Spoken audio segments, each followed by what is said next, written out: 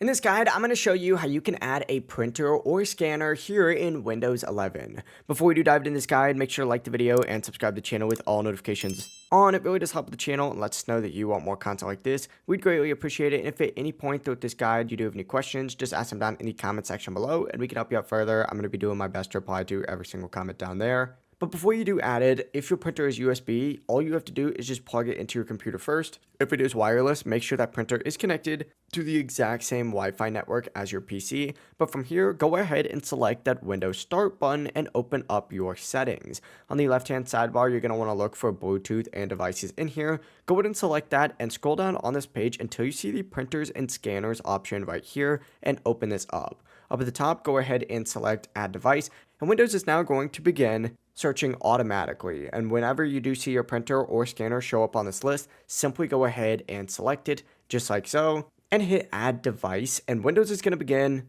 installing the drivers that it needs automatically. And whenever it finishes, your printer will be ready to use. Whenever you go to print next, your printer is going to appear in that print menu. But that is how you can add a printer or scanner here in Windows 11. If this guide did help you out, make sure to like the video and subscribe to the channel with all notifications on. It really does help the channel and lets us know that you want more content like this. We'd greatly appreciate it. Have a great rest of your day. Peace.